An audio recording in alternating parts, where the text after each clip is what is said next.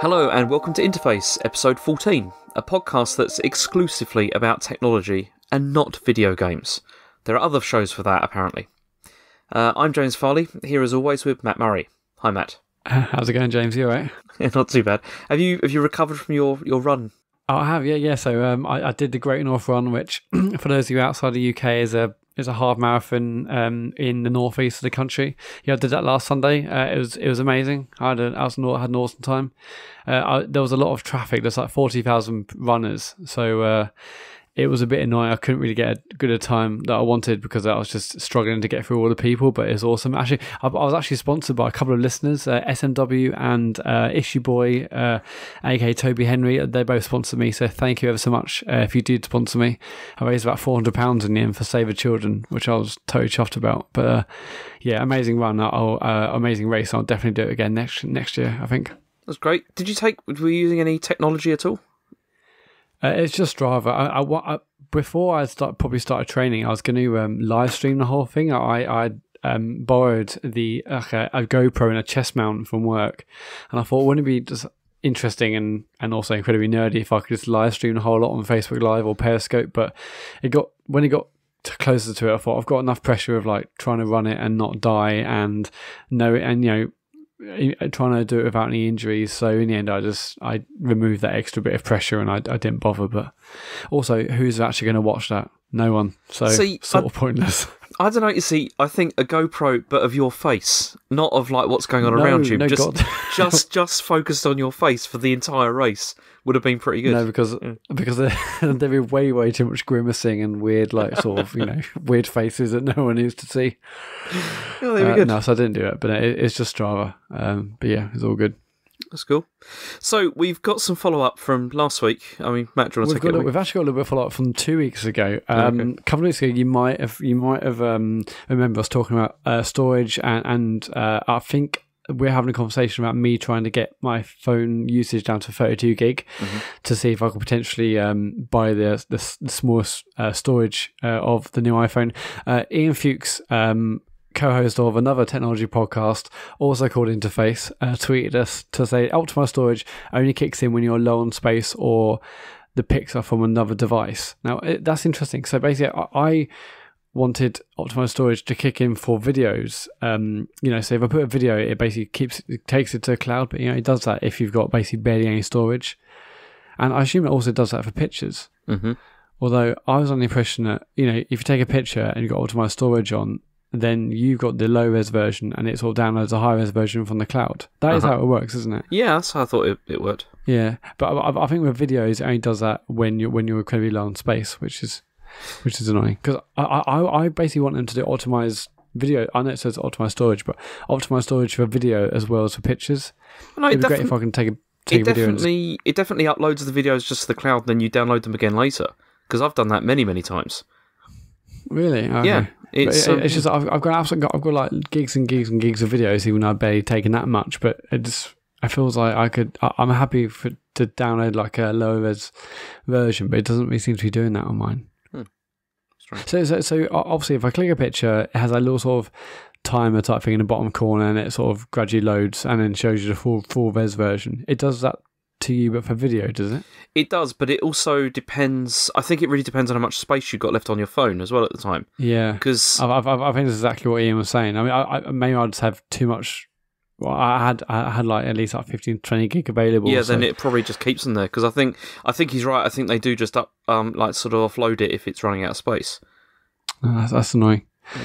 That's annoying. We also had some more follow-up also from me about the iPhone price issue that we raised in last week's angry show when we discussed the fact that things are going up by £100. There may be some confusion about maybe I didn't describe it properly, but when I was complaining about the fact that iPhones have gone up by £100 over in Britain, I was actually talking about the cost compared to last year, not the price difference between storage tiers, between say 32 and 128 and 128 and 256. So those prices have also changed, but the £100 extra wasn't the difference between 128 and 256. It was the fact that 128 is £100 more than last year's 64 gig. But it's probably best we don't get into it because I'll get angry again. Although I have definitely calmed down from last week. That's a relief, because there was quite. I mean, you had quite a lot of follow up after the show. I think from being angry still from that. It was yeah. Some people could not believe that I got so angry at iPhone prices and not at James Corden. But that is a very valid question, to be honest.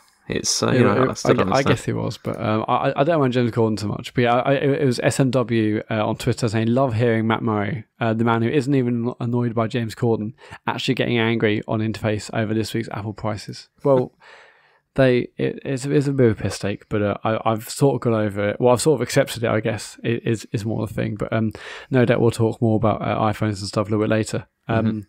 Yeah, but this isn't just going to be an Apple show. We've obviously had more feedback from a close friend, fellow podcast host on the video game podcast we do, and a mentor, David Turners, who accused his show of being pretty much just an Apple podcast. I mean, that's not the case. We're talking about loads of things this week. We're talking about Samsung exploding phones. We're talking about iOS 10, watchOS 10, and iPhone. Yeah, so, okay, there's definitely some Apple stuff, sure. But, we both got iOS devices. Yeah. Well, I was thinking, James, for the good of the show, one of us should probably go to Android.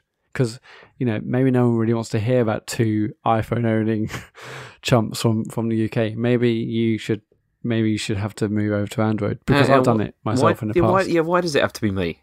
Because I once owned an Android device and you haven't. So maybe for the good of the show, you should go Android and see what it's like. No, because you see, I've already taken one for the team because I had a Windows phone.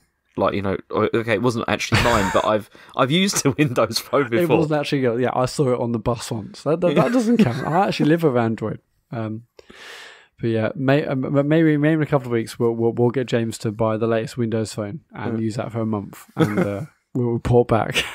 Well, it's funny because actually, one of my wife's friends was complaining because she's got a Windows phone, and her child has just gone to school, and the school, our school does this. They have this thing called parent mail, where it's they send you communications from the school, not just by email but also through this app now. But she was just she can't use it because there's no Windows phone version of it. They only release it for Android or for iPhone. It's it's not so good.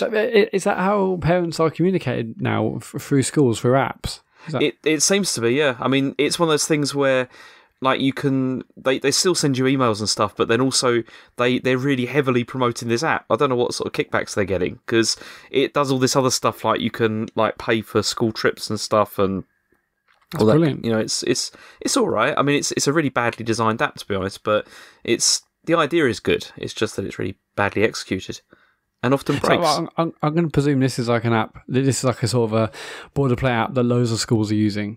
Mm-hmm. The same one, they probably rebranded it. Yes, I think that's pretty much what they've done. But it's not that great. It's but I mean, as I said, the idea is good. It's just not very well done. Have you thought about emailing the school to say, why isn't this iOS 10 ready? I know what I was saying. Why is there no widget for this? What's going with that? I want the widget on my home screen or whatever. Yeah, so I can brilliant. Check out this. Cool. But yeah, rubbish. So this week, we've got some obvious talking points, haven't we, James? We have. I mean, we've had iOS 10 and watchOS for quite a few days now, and so really, I was just wondering. They're finally out. Just thinking, what do we think of it? Really, I mean, I've got some good points and bad points. As you do. Well, let's start with let's go for one of each. Let's start with a bad point, go to good, and we'll flip flop between them. Okay, so you want to start with the bad? Well, yeah. Let's get one of the bad ones out of the way, and then we'll go from there. Okay. So one of the things that I don't like so much about it is actually the visual style that has been sort of it's changed quite a lot. I don't know if you've noticed. I have. Well, I mean, are you talking primarily the big sort of bubble notifications? It's that, but it's also all the lines in it feel really sort of heavy now, really thick, if you see what I mean. Really? In what app? Or have you got any examples? Well, obviously in the music app, it's really noticeable. In that, it's you can really see that. But then even if you unlock your phone, and if you just look at the time, the time, it doesn't look like it's in bold, but it's a lot thicker, the lines that they've used.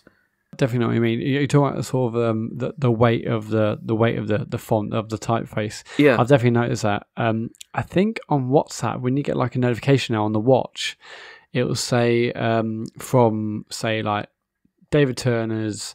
It will have the name of the group, and that's in bold now. And then like the message beneath it is not in bold. I quite like that. Actually, I quite like the fact they're sort of trying to differentiate some of the weighting in the text, but it doesn't bother me in a sort of general OS. See, it's okay. It just looks a bit. I don't know. It's just the fonts just look too heavy. Like now, I don't like it so much. It just feels a bit. Everything feels a bit sort of heavy and thick. It's really difficult to describe it. In terms of visual style, I mean, so our iOS 10 has been out. We're recording this on the Friday, so it's only been out since Wednesday. Mm-hmm. No, Tuesday. Yes, yeah. Tuesday. Yeah. So we've had this for 3 or 4 days or so. I still haven't really got used to the bubble notifications. They just look a bit wank. I don't know. Which ones do you mean? If you've got those notifications like in your notification tray with all the white boxes, I know I'm not. They look okay. I just haven't quite got used to that yet. I think they look a bit weak. Yeah. Okay, so what's something good though? What's there something that you like about it? Well, I talk about notifications. I absolutely love the fact that you can force touch. I mean, you can't do this because you've got an older phone, but you can basically force touch on the X and go to clear all notifications. That's something obviously you can do on Apple Watch by force touching that, and that's a great feature. And finally, they brought it to iOS. So anyone with a 6S, sorry, of course, or above, obviously the 7, which is out now, you can force touch on the X in your notification tray to clear all notifications, which is a brilliant. I'm going to assume it is force touch and it isn't like a hard press thing you can do, right? I don't know, because you can just press like in the top right. It's just got like clear. You can just like clear it and it clears everything. Oh, okay. So you can just press the X and press it once. Yeah. Oh, okay, cool, okay. Or whatever. But on mine, okay, I thought that's just like force touching, just because if you hold down, like a separate little bar appears and it says clear all notifications. Do you get that as well then? Yeah. Oh, interesting. So they have basically reduced like force touch specific features, and it's just a hard press now. Oh, one thing I was going to ask you about this is, you know how they were like going on about the like, just lift up your iPhone to like it comes alive. Yeah. Is that just for iPhone 7? Is it? It's 6S and 7. Okay, that's why I didn't do it on mine. Okay. Yeah, I am. Speaking of raised awake and all that sort of stuff. I know what sort of stuff. What do you think? Sorry, what do you think of the new home button style and the new sort of functionality? How that works? Because now, what the default now is, you have to basically click it in to unlock, whereas previously it was just lay your finger or thumb over the home button to unlock the phone. That's the default. You can change it back in settings to the old style, which is what I've done. Yeah. But what do you think? Have you kept it to the new way? Have you reverted it? I also changed it back to the old way because I really didn't like that. It felt really strange doing that, to be honest. Like this whole sort of like... It just felt like an extra click you didn't need to do. It's like... I don't want to click, I just want to rest my thumb. Yeah, so I think if you want to change the home button to the old way, you go to General, you go to Accessibility, and you scroll down to Home button, and it's in there. You can rest finger to open, and you need to turn that setting on if you want to have it how it used to be. But yeah, so you've got that. You've got Raise to Wake, which I don't think I'll ever use, frankly. But it just, I don't know, it kind of baffles me as to why they did that. Like the whole sort of like having to click the button in. Is that just for the iPhone 7 because of that? Because they're trying to, emphasise the fact that, the home button's changed. It's just a bit weird. It's a weird one. It just seems like it's an extra click. And I've seen a few people, like a few of my friends said, what's this extra click thing? And I've said you can change it back. But I don't know. I mean, I just like... pick up my phone and put my thumb on Touch ID and it's open. But the whole Raise to Wake thing, I think they're mentioning it on ATP this week, or Upgrade, or Connected, or Wireless podcasts. They said, the whole point of Raise to Wake is that you raise your phone and you can basically swipe to the left to get into the widgets now, as opposed to having to unlock your phone to do that, which is a totally different... Obviously, that isn't how I've ever used the phone before, mostly because the widgets weren't there, but... I don't know. I think that's going to be a new way of using the phone, which I'm not sure if I'll get used to or not, but I guess I might do. But I would tend to not have. I'm not sure I can be bothered to like raise the phone, then swipe left to see my alarms when I could just literally just put my thumb over Touch ID and it's already open. Yeah, I mean, what do you think about the widgets in general? Because it's one of those things where I think it looks quite nice and I think the implementation is okay, but then also I find myself struggling to actually. I never really use them. I'm not really that bothered. What do you think? Yeah, I think they're a nice idea. I mean, so I haven't got many, and maybe when I get better apps that have better widgets, I like using it more. And I've got Up Next, which is at the top, which shows me the next few things in my calendar. I've got the battery one, which shows like phone, the watch battery and phone battery. I've got news. Even I haven't. I thought the idea of Apple News would be brilliant, but I never really used it much. Oh man, I've got a whole thing about quite using it. I've got a whole thing about Apple News I want to talk about because I'm annoyed actually about that. Okay, well, we'll get into that in a minute. I've got things like weather and calendar and like an Amazon app because I'm always on Amazon. But I like it. I like it. I mean, it's only been 4 days. Maybe I'll start flicking to that screen a little bit more to use it more. But it's not something I've really used that much in all honesty. Mm-hmm.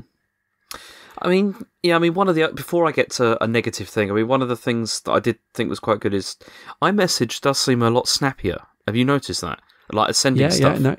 Yeah, definitely. But because before, when you sent an iMessage, it sort of you had that little blue bar, and then it sent it within a second or two. Now it feels like it sends instantly. Mm-hmm. I mean, messages. It does seem like that's one of the big things, isn't it? The fact now messages, it's got the apps within my message. You can send heartbeats, you can do drawings and stuff. Mm-hmm. Yeah. How do you do drawings, by the way? Oh, you just press it once. I get you. Okay. Yeah. Also, what's the point of sending heartbeats if you can't feel it on the phone, or I miss something completely? I've no idea. I don't think there is any. I don't know. It's just they're trying to unify everything so that everything. I mean, actually, that's the thing I was wondering about because Sierra comes out next week, doesn't it? Yeah. Like for macOS, but are they? Is it going to have all the same enhancements for messages that that it has on the phone? I bloody hope so, because actually today when I was sending a message on using the messages app on El Capitan on my work iMac, I was thinking, oh bloody hell, I want to send confetti or lasers, but I can't. So I really hope they do update the messages app for Mac because I quite like to do it. But yeah, I mean the enhancements in iMessage are really cool. You can download it. You can download sticker packs. You can download other apps like the train line, which you can obviously see train tickets, currency. You can share music. You can do Periscope things. You can finally share GIFs properly without having to download a really crappy GIF keyboard. Mm-hmm. What do you think about all these apps in iMessage? Do you think it's going to be massive? Do you think people get bored after a week and go back to not bothering? I don't know. I mean, I'm not entirely sure that it is going to be like a massive success, at least outside of America. Because I know, like in the US, iMessage is like really big, but outside, like WhatsApp and all that is kind of everyone uses that. I don't know. I mean, I installed like a bunch of things, and then it starts to feel a bit crowded. Like you've just got far too much stuff. Do you know what I mean? Like sort of going around, and then also like selecting between stuff is a bit. It's not a massive pain, but it's not very intuitive. I don't think, like the way it works. Yeah, it's definitely a little bit fiddly. Definitely. I think it's nice. I like the fact they're integrating new things, and stickers are okay. Although I thought stickers could be differently. So I thought I could basically stick like a sticker anywhere on the screen, whereas you have to sort of essentially it's just a picture message, isn't it? Yeah. Yeah. For some reason, I thought I could like select a sticker and drag it anywhere on the screen and sort of decorate the screen and press send, and suddenly you see a random sticker on any part of your screen. Obviously within the message, but it feels quite limited. Like you can say like you can download a Super Mario or Mario sticker pack, but what's the point if I'm just sending a hat? Like, I don't get that. Surely it makes sense if I can put a hat anywhere on another picture. That's what I thought they were going to do. I thought they were going to do something so you could you could move it around and do that kind of thing. But yeah, you can't do that. What's the point of me? What's the point of me sending a hat? Is the point? Am I supposed to like send a hat and then go to like draw and draw underneath the hat? So I've drawn out my face. I don't understand that. I know. I mean, I'm not really sure. I mean, I guess we'll see. If it sort of takes off in any way. But I mean, some people have been talking about how this is going to be like a new App Store massive explosion of stuff. But I'm just really not convinced. I don't really see how it will be, because I think it really depends on how much time people spend inside iMessage, and I don't think that people spend a lot of time out inside that app, to be honest. It's No, I mean I used to, but now it's mostly sort of things like Facebook Messenger and WhatsApp. Mm-hmm. I actually think Facebook Messenger has got the best features, and it's the best overall. Mm-hmm. I think it's just it's really easy to have up, GIF keyboards. I think the GIF functionality is best in that, and you can obviously score those games. WhatsApp is probably the most popular one. It definitely is the most popular one, but it's just like their development is just so slow. They're so slow to incorporate new parts of iOS and new features, functionality. And iMessage has got all this cool sticker stuff, but I think I actually prefer Messenger out of those three. Yeah, you see, to be honest with you, I keep saying that, but I really hate WhatsApp. I really don't like. I mean, I use it because everyone uses it, because you have to use it. But to me, it looks really ugly. Yeah, the functionality isn't like amazing or anything.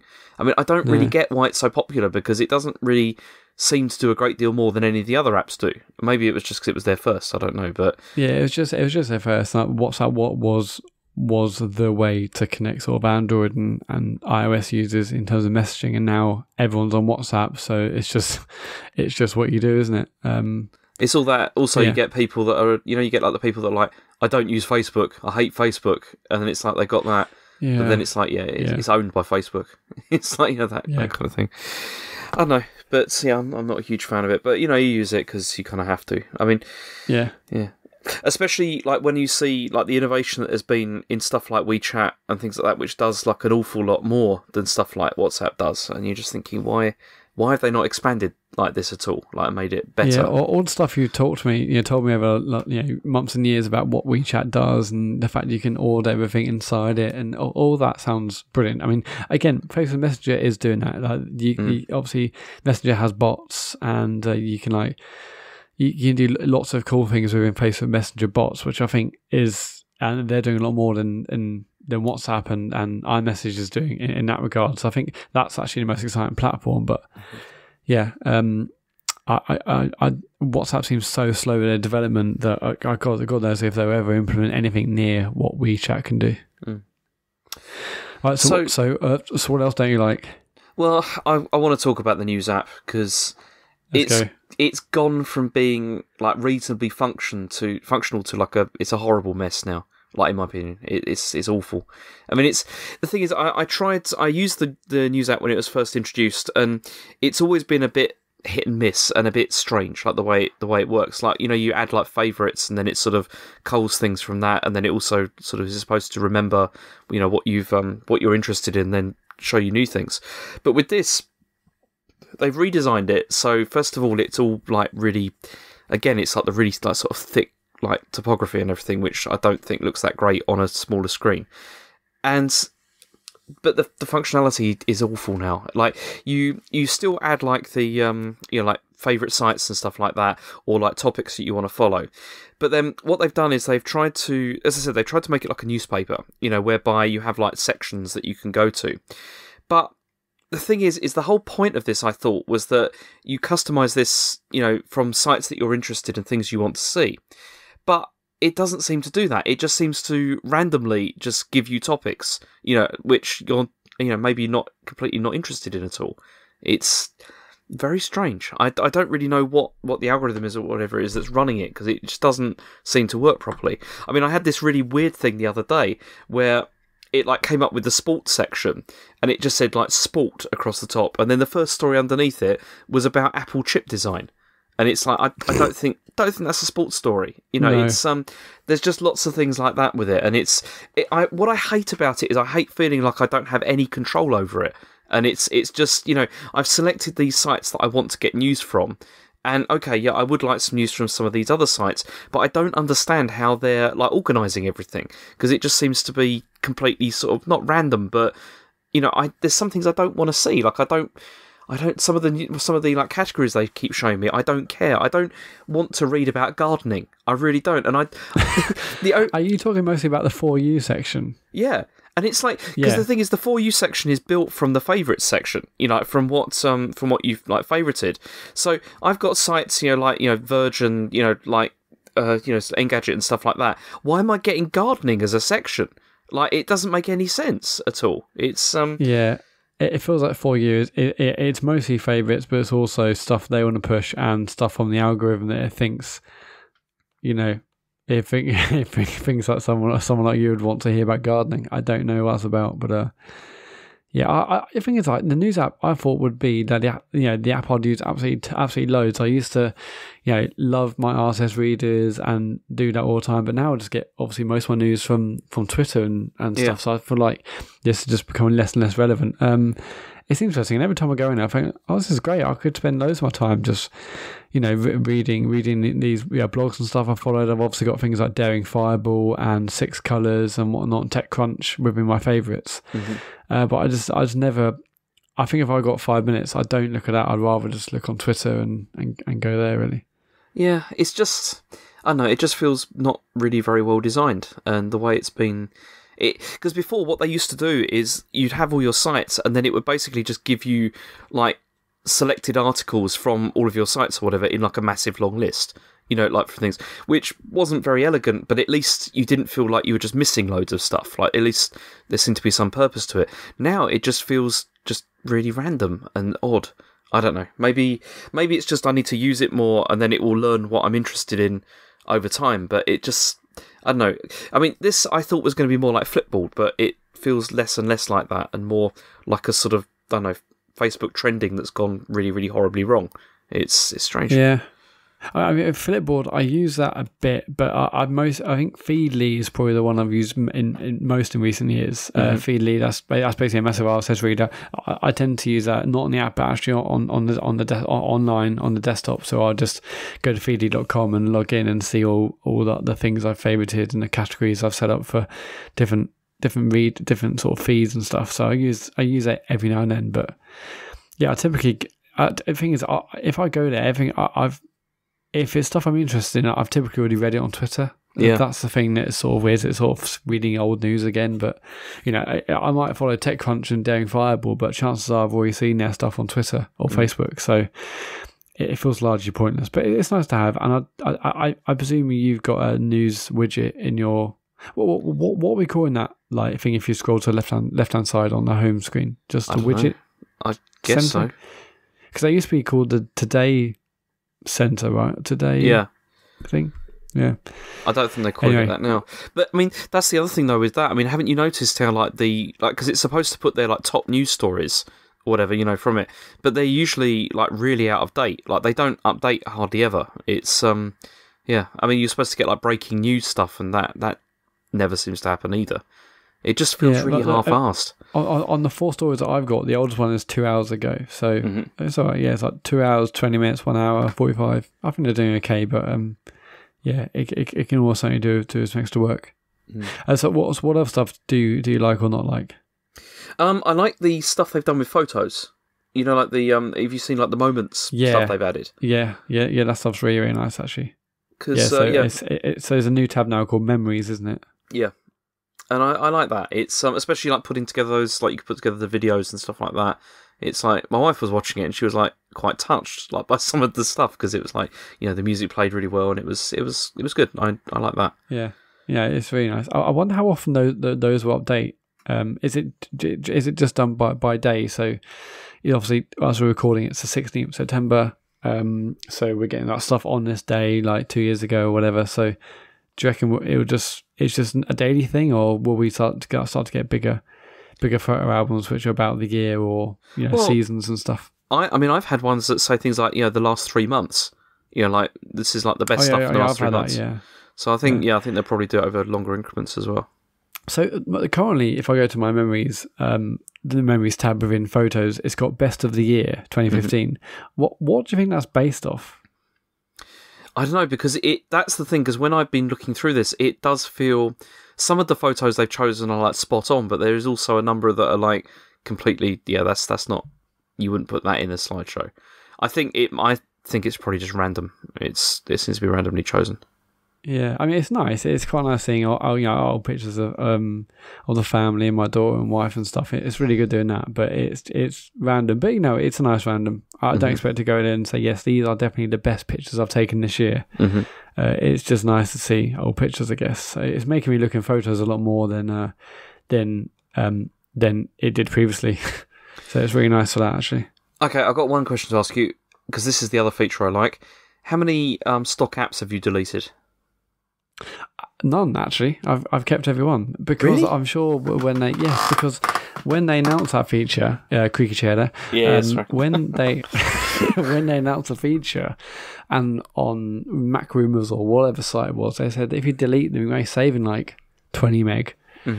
So it's not. I haven't deleted any. I presume you deleted every single one. No, well the thing is, it's not the space just that bothers me. I just hate the stocks app. I just don't want to see the stocks app.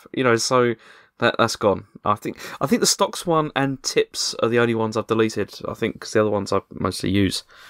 So yeah, they're gone. Tips. Oh yeah, but I've just got that stuff in an Apple folder which I'd never really use. So yeah. I guess I could delete all them, but it doesn't really say much. It doesn't really say much, and it'll at one point it'll trip me up. So I just have not done it.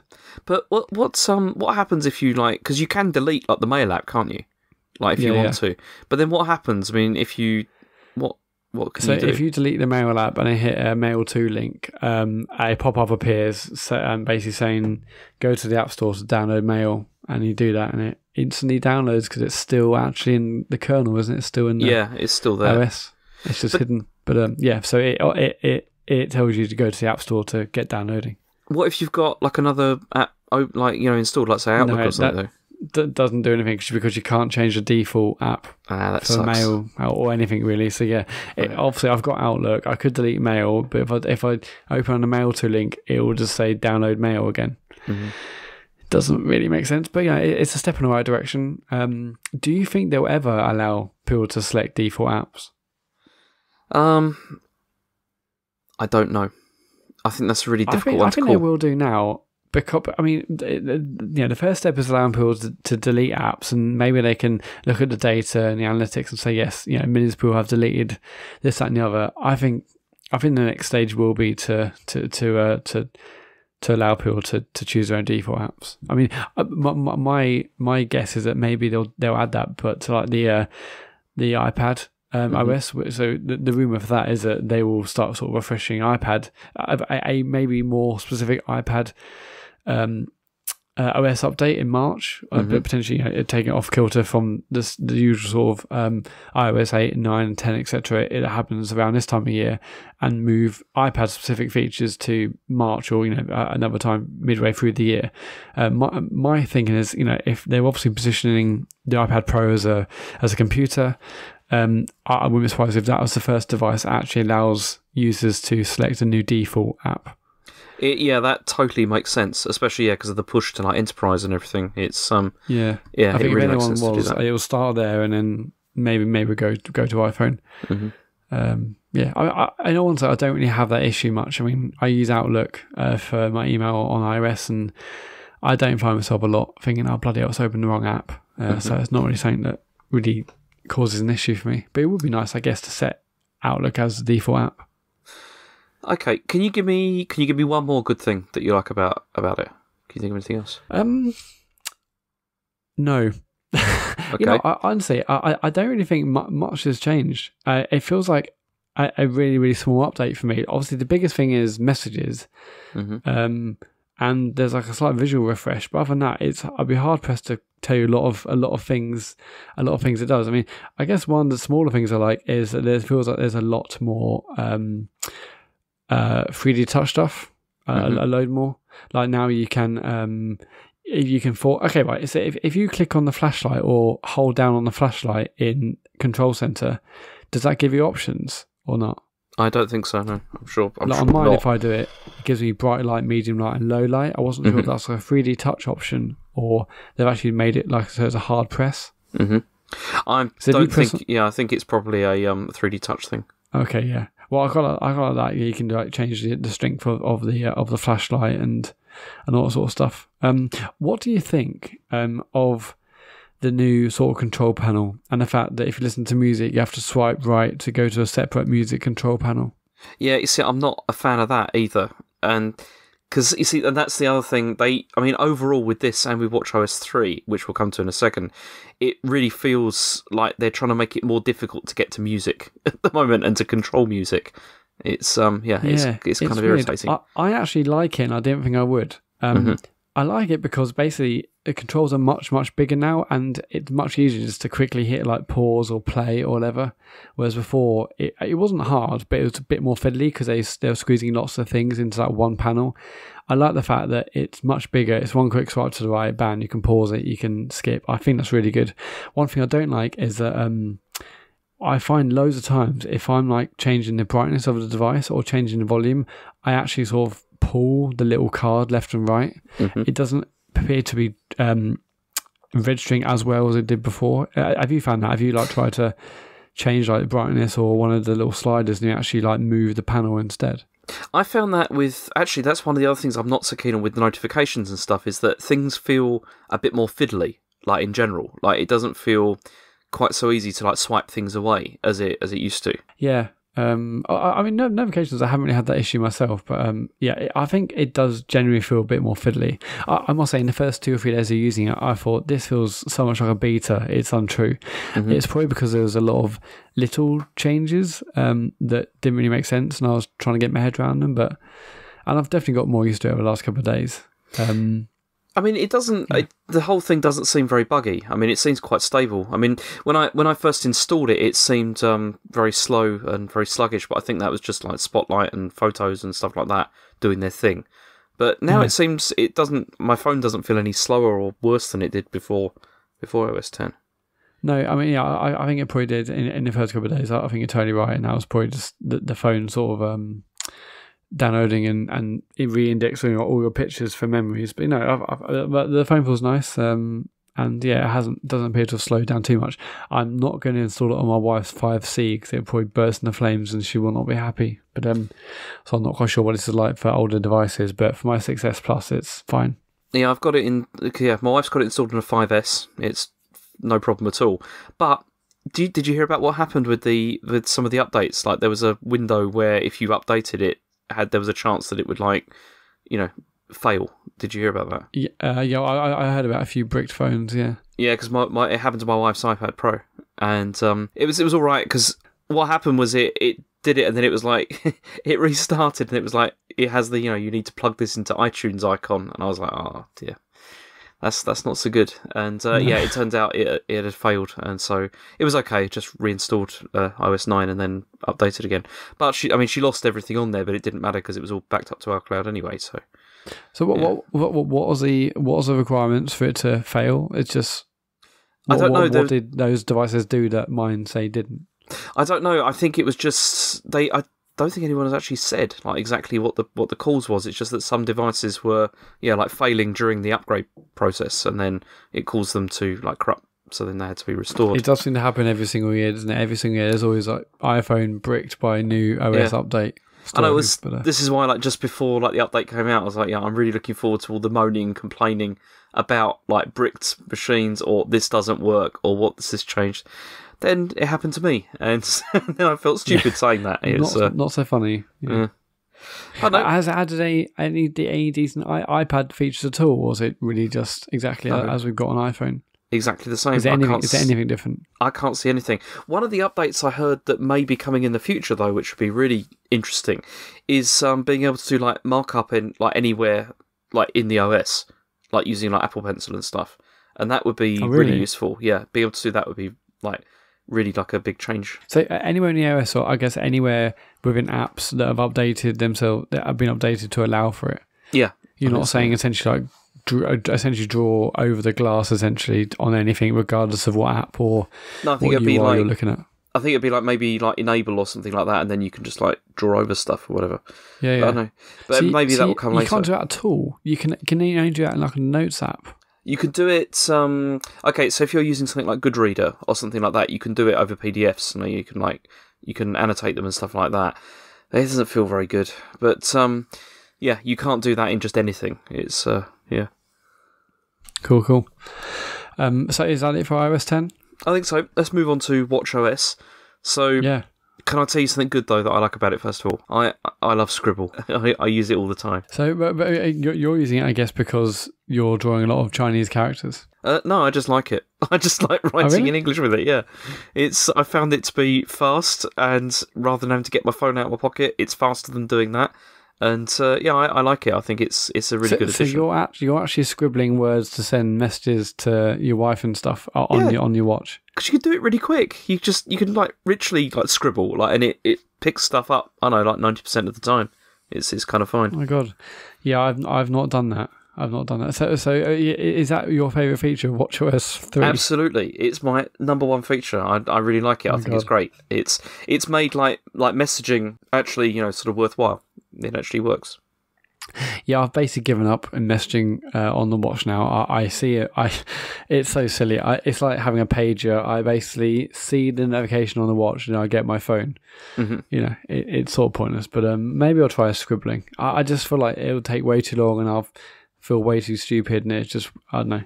I think I'd rather grab my phone. I feel much less stupid doing the scribbling than I did like repeating things into it for the translation, for the dictation. Not working. But how long does it take to like to write out a message on that thing? Unless you're saying yes or no. What, like I need to have like a minute or something scribbling all the words and letters. No, it doesn't. It really doesn't take long because you don't have to like write out each letter. You can just sort of do it like really quickly. Do you know what I mean? It's really difficult to explain. I might try and only talk to you using the Scribble app this week and then see how that goes. Like I tried doing it like as if you were doing like joined up writing. Do you know what I mean? Oh, and it actually understands your writing. It seems to. The trouble is it might not understand mine. Yeah.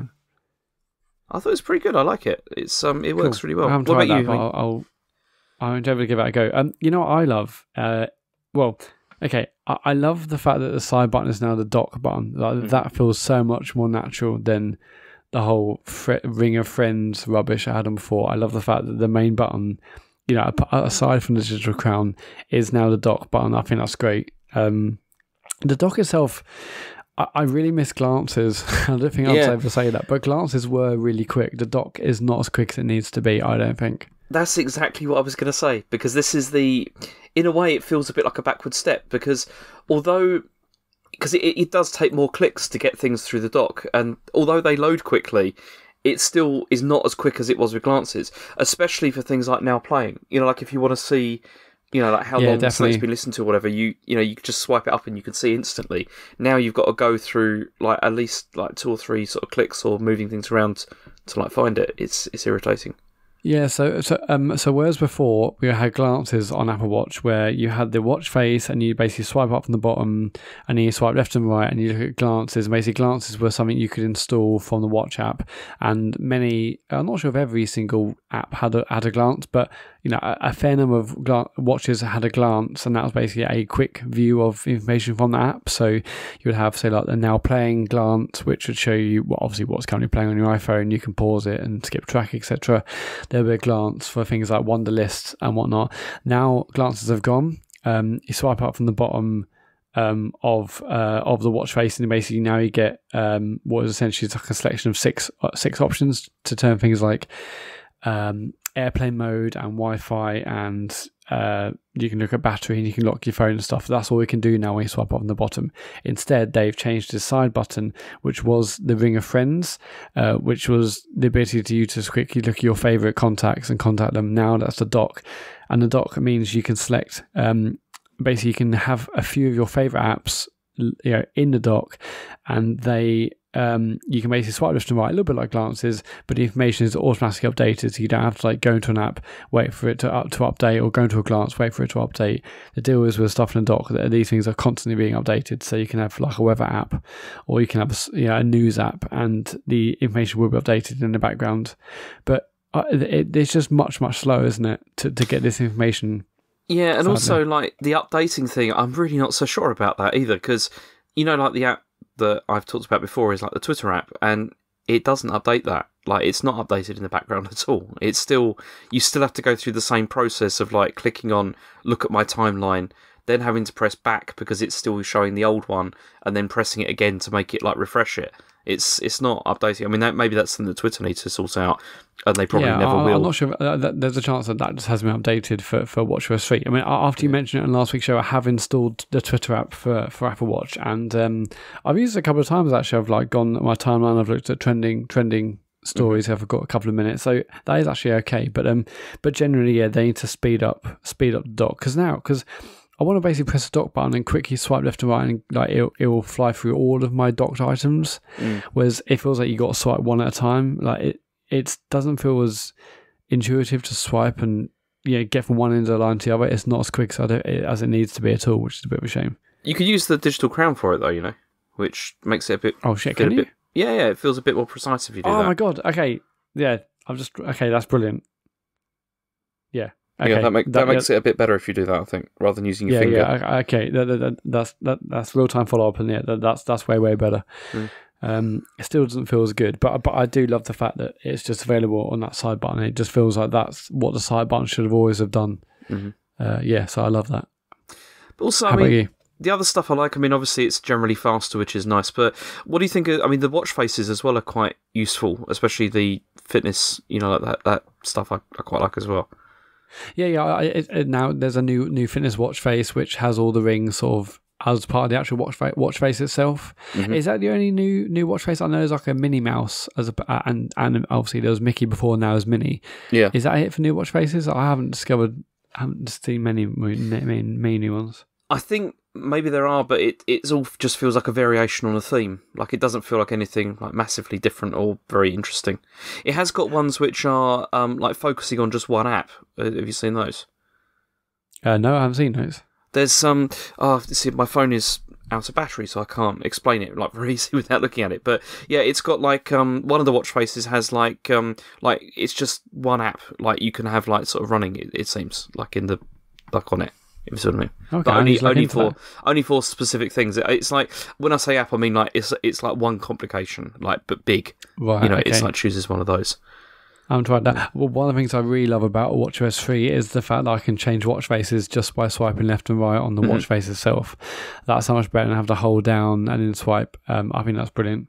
Because I change watch faces a fair bit, and now I can have the two watch faces which are the same but with different complications depending on what setting I'm in. I think that's brilliant. So yeah, I think that's probably one of my most used features, definitely of watchOS 3.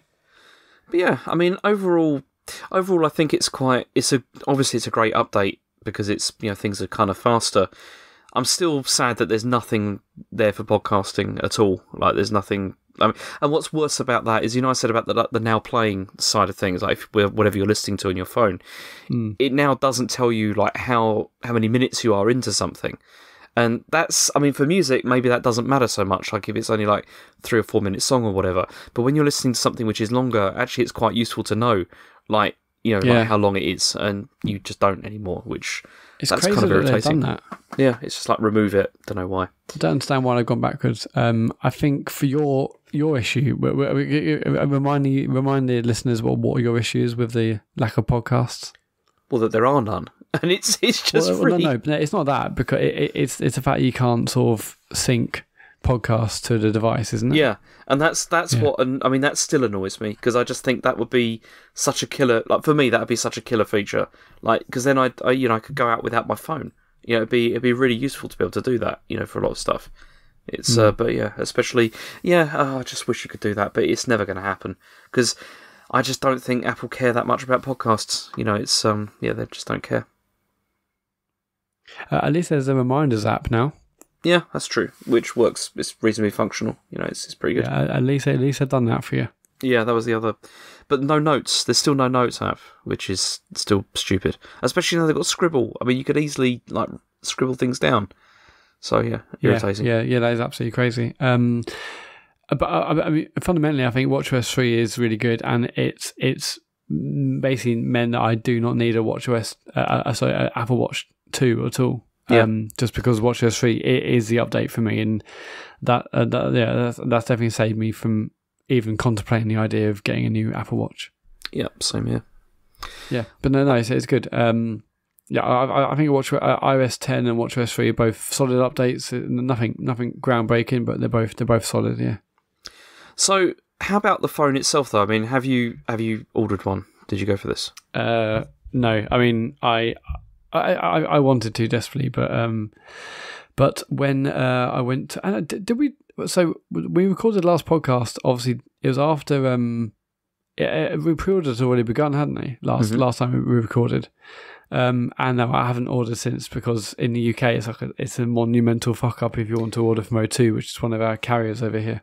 So what has actually happened with that? Because I've not really been following it apart from David Turner's moaning about it. It's an absolute total disaster. Well, basically, if you want a plus, you cannot get one. Basically, O2 do not know when they're getting pluses in. They've taken orders on the website and they say up to 6 weeks, but they don't know when they're getting pluses in. The stores just say if you go into a store, an O2 store, like not sure, come back in 6 weeks. You know, it's an absolute disaster. If you want a Jet Black Plus, then you got absolutely no chance because those things are basically gone and or well, I guess they're gone, but were they ever here? So it's really hard to get that. But yeah, basically, ordering 7 seems fine, and a fair few people have got 7s today ordering through O2. But the pluses, no, I don't think, I'm not sure if anyone's got them. If they have, then they're very, very few and far between. So I'm just going to have to wait. I'm still not 100% sure if I'm going to get one. I guess I'll see what happens and how strong I am when stock comes in. But even if I did want one, it's going to be 6 weeks at least until I can do that. But doesn't this happen every year? Like, it just seems like it's like this every time. Yeah, I mean, it's pretty bad last year. Last year I had to go to, I went to like my local O2 store on the morning pre-orders opened when they were going to take pre-orders, and I went to 3 or 4 stores and they had no pluses, and eventually I went to one, I rang round and one store had 1 plus left in, and this was like half an hour or so after pre-orders had begun, and that wasn't because O2 had sold 1 million. They barely had any plus models in. This time, if it was Apple, I had barely got any. Apple have already released a statement today saying that if you want a plus, then there's no chance. If you want a jet black phone, it's impossible as well, or seemingly very, very hard to get a jet black phone. So yeah, I don't know how Apple have done this where they haven't made enough phones again. Well, okay, I've got a question for you because do you remember when iPhone madness was at its height? Because I kind of feel like this is sort of, it's bad now, but it's not anywhere near as bad as it used to be. Like, particularly around like the iPhone 4 like time when it was like kind of everybody was like really, really trying to get hold of them. Was it worse than that then here, or what was it like? Because I was in China at this time. I mean, basically, it felt difficult, but now it feels more difficult because back then people just if you order from Apple, you order on the app, you did it within a few minutes and you were fine. Now, and that's still the same to an extent, but even now, if you ordered a plus within a few minutes, even that's hard to get hold of. I don't know. It just feels like they're not making enough pluses. I mean, Apple said that they weren't going to announce launch weekend figures. They said that ages ago, you know, and it's clear now why, because they knew they would not have enough, you know, to hit demand. I don't know why. I don't know what's happened. I mean, Tim Cook's meant to be Mr. Logistics, and yet this is yet another launch where there's no plus models that everyone wants. One of the colour options, it's impossible to get a jet black. It's crazy. See, I'll tell you what. You see, when I was living over there, it was actually insane, because what was happening is because originally the phone, it didn't come out over there for quite a long time after it had come out in other territories. So what was happening was everybody was like buying them from like the black market from Hong Kong, like they were just getting like imports from Hong Kong. But then that was really dodgy way to do it, because what used to happen is that the resellers, they used to like open the packages and then they take out like the component, like the stuff like the headphones, charging cable, all that kind of stuff, and then replace them with fakes. And then so you buy the phone's genuine, but then the other like accessories were always like fake ones, which was not so good. Wow. But then also there was like always a massive like queue for like the actual like to try and get one from like an Apple store. And also, like, obviously loads and loads of scalpers were like running all these schemes to try and, like, they were just like going in. What they do is they used to just pay like people from the countryside like a bunch of money, and then they just go and like queue there for like all day, and then just buy all the phones, and then they'd like sell them in the street for like a lot more money. So then what happened was, like, Apple got wise to this, and they started to say, okay, if you're gonna buy a phone, you need to bring an ID card, and it's like one phone per one ID card. So then the gangs that were like running this whole like scam thing, they just used to just round up tons of people and just get them all to go, and used to pay them the money to go and buy the phones, and so that didn't work. So then they introduced this scheme of like this lottery scheme, whereby if you wanted to buy a phone, you had to get like a ticket like number, so then you could get one.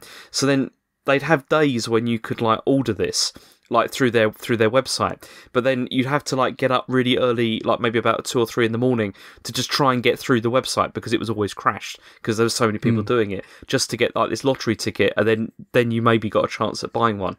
It was absolutely crazy.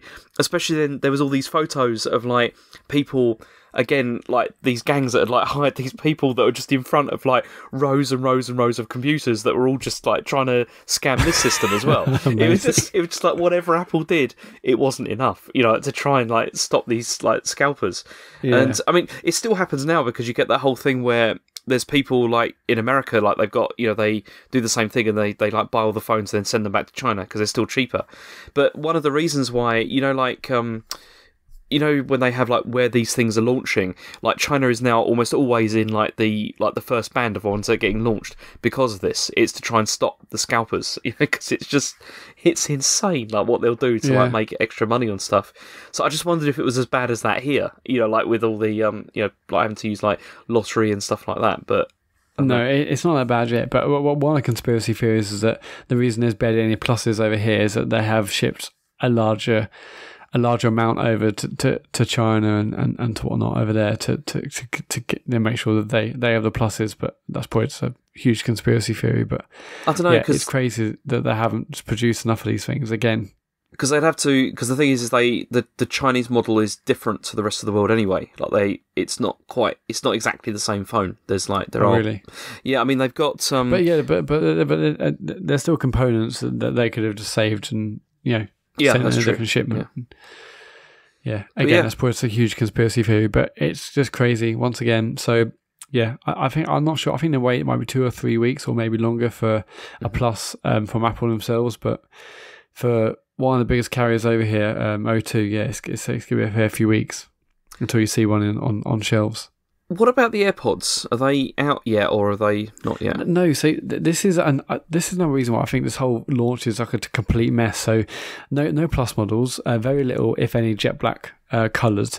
AirPods aren't on sale until October, and also one of the biggest features, which is the bokeh. Is it bokeh, however we pronounce it, the feature they've sort of primarily showcased on the Plus, which allows the phone to sort of through software to blur out the background and make your pictures look really good. That's coming not at launch, but as an OS update later on in also I think October, maybe November time. Mm-hmm. It's like it's crazy that they wouldn't have had these AirPods on sale for launch, and one of the biggest photography features is an OS update later down the line as well. It's like, what's happening? That this is quite un-Apple-like to not have these things all lined up in a row and said, bang, day one, here you go, here's all the phones, here's the AirPods, here's the brilliant camera feature. It's crazy. I mean, even reviewers haven't had a chance to review this camera feature because it's not out yet. Yeah, it feels like a complete mess.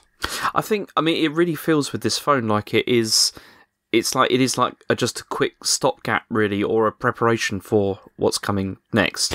But that's the thing. I think you're true, and there's so many different reasons. Well, we've already gone over why this feels like just a stopgap, and this is just paving the way for next year's phone. But if that's the case, and it is just a stopgap, and there's not a lot of big changes, they should surely have many, many more of these available. Mm-hmm. Like next year, yes, I understand if maybe they haven't created enough because next year's room to be completely different, OLED panel, no home button, etc., etc.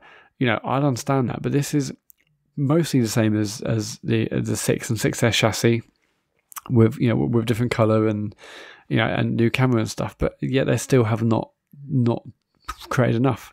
And they knew this because they knew this ages ago, and that's why I said they wouldn't even give out launch weekend or day one figures. Mm-hmm. I don't know, something must have gone wrong in production for them not to have any of these. I mean, the AirPods, I don't know. That's also baffling why that isn't available. Why those aren't available at launch either. Yeah, I mean that also sends a weird message, doesn't it? About like, this is the wireless future, and it's like we're not even ready yet. Actually, it's kind of crazy. Yeah, it's absolutely bonkers. But on the other hand, at least the phones aren't exploding, which leads us on there to is that. The Note. If we think it's bad because Apple can't ship a billion or two pluses, at least it's not like the Samsung Galaxy Note 7s and they're not exploding. This is such a crazy story, isn't it? It is, and it's also, I mean, apparently one of the big problems in the US is that people are not really aware of which one the Note 7 is, because it's loads of people have these, but then also there's the Edge as well, which apparently they look very similar, and so nobody's really sure who's got what. Yeah, I read something on Recode or The Verge, and they said only 130,000 units have actually been returned out of I think they sold. I think the recall covers about 1 million. I thought it actually sold more, so maybe it's not every single Note 7, but the recall that has been happening in the US now officially covers 1 million units.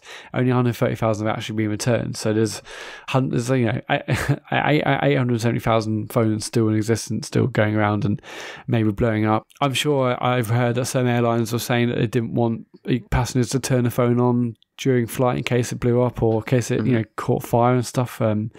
There's obviously been that picture of the Jeep on fire in someone's driveway. Yeah. In the UK, there's like a woman in a restaurant, and there's like CCTV footage of the phone exploding in her hand and causing smoke to come out of the device. It's absolutely crazy. I mean, it's a little bit like you remember the Sony battery thing that there was like not so long ago. With all the laptops. There was the whole thing with the laptops which were using I'm pretty certain it was Sony. There was their battery that was being used in a bunch of companies' laptops, including Apple. And there was this whole thing about how these were potentially dangerous and may explode. I think it's about 2 or 3 years ago. It was pretty similar. Right. Okay. They did kind of fix it.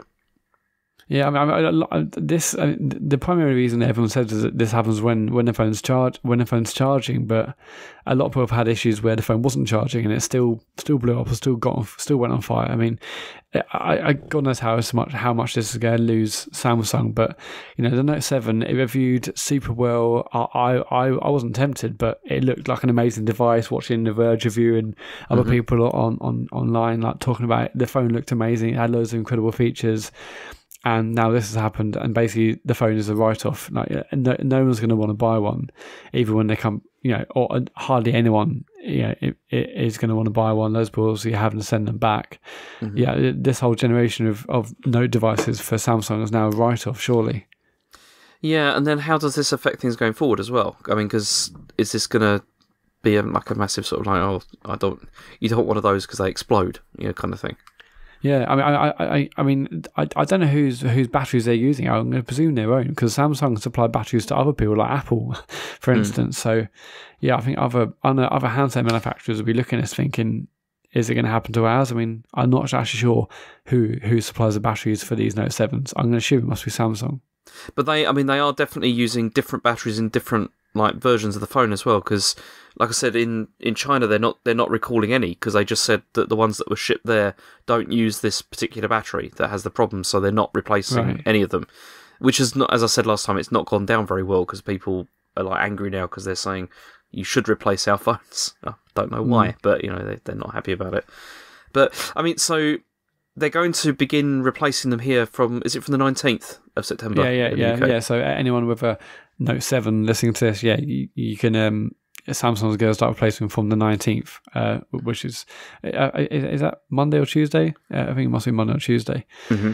Yeah, so there's a number. Should I read the number? Why not? Yeah, if you've got a Note 7, you can contact Samsung on 0330 7261 000 to get a replacement. Yeah, I'm sure. Or the Android listeners that listen to our show for that. Yeah, I was going to say. Will be, we'll if be loving that. If you've got Note 7, you're listening to this, what the hell are you doing? It's pretty scary, but and I mean, and obviously incredibly bad timing, in the week of the iPhone 7 for that to happen, heads are going to roll, and the amount of money wiped off Samsung is going to be crazy. But yeah, it's not so bad. But no, it's been a pretty good week, I think. Aside from exploding batteries, the new operating systems, they're pretty good. We've got Sierra to look forward to next week as well, which I'm looking forward to that. When is that out? The 30th? What's 20th. The date for that? It is 20th. the 20th. Okay, yeah, I'm quite looking forward to seeing what I can't remember what the big new features for that are, but I'm still looking forward to getting a new OS. Get Siri. Oh, yeah, of course, yeah. I will not use that. I'll use it once, and I don't think anyone will use that. It's like one of those things that I don't think anyone will use, but, Yeah. Awesome. Okay. Okay. That's it for the show this week, isn't it? Yep. This podcast is on iTunes. Please subscribe if you're not subscribed already, and leave us a review. That'd be awesome. We're on Twitter. We're at InterfacePod on Twitter. We're at facebook.com/interfacepod, and we're also on YouTube. Just search for Interface on there, and you'll find episodes. Full show notes, including links to things we talked about for this episode, are available at interfacepodcast.squarespace.com/14, and that is it for the week. Okay, so that's it for episode 14. Thank you for listening, and we'll see you all next week. Bye-bye. Bye-bye.